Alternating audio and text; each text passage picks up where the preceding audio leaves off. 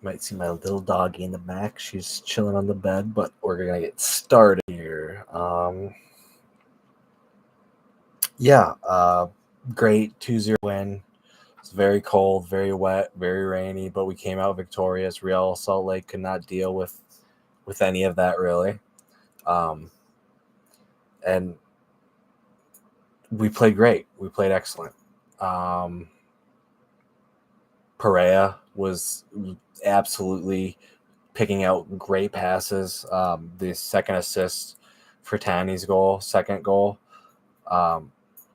just absolutely excellent finish. Pani could have had 4 tonight, but he does get 2 goals. Rosales' first start back, he absolutely cooked for 70 minutes until he had to get subbed. I think it was probably just injury concern, not concern, but like to make sure he doesn't get injured again or limit his minutes, kind of ease him back into things. Bongi played great at right back. Jefferson Diaz for the first assist, great cross. Found himself out on the right-hand side a little bit on the corner with, just great cross to find Tani. Tani had a great header finish for the first goal. And, a 2-0 win. Yeboah kind of had one shot on target, but a couple of chances. Nothing really great. And Winnie, relax. Go ahead, sit down. Yeah, good girl.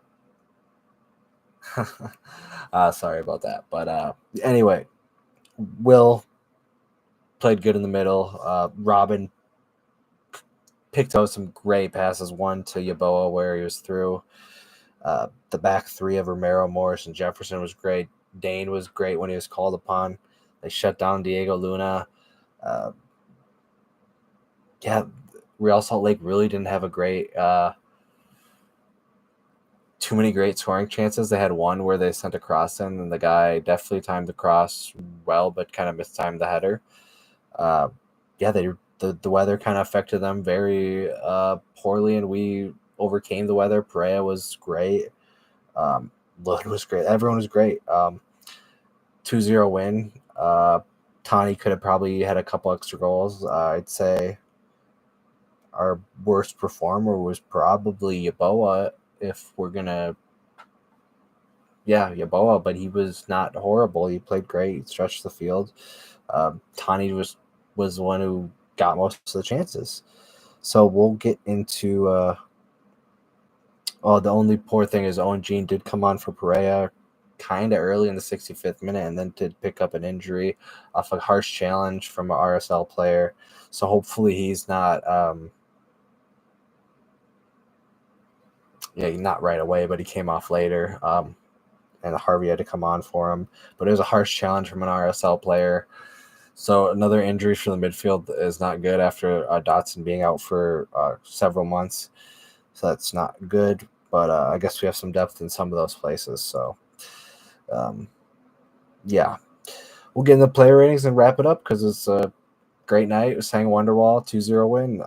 Tani Oshwayehi is my man of the match, 10 out of 10. Yeboah is going to get a 7 out of 10 from me. Perea, a 9 out of 10. Did pick up a yellow. Will Trapp, a 7 or an 8 out of 10.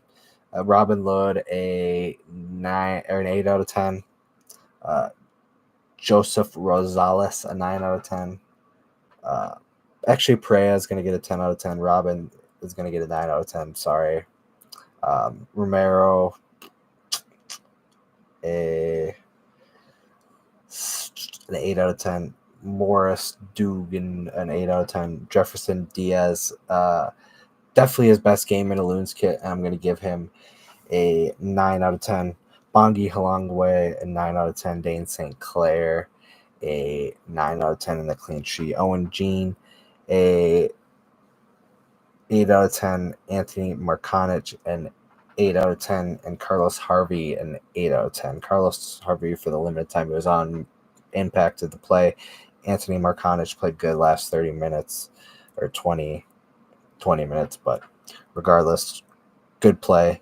And yeah, that's going to be my match review for Minnesota 2, Real Salt Lake on a very cold, windy night in Minnesota. So if you're ever asking yourself, can Joaquin Perea and the Loons do it on a cold, windy night in Stoke? Well, they can because they did it in Minnesota. So, yeah, horrible joke. Sorry about that. But as always, come on, you Loons, and thanks for tuning in.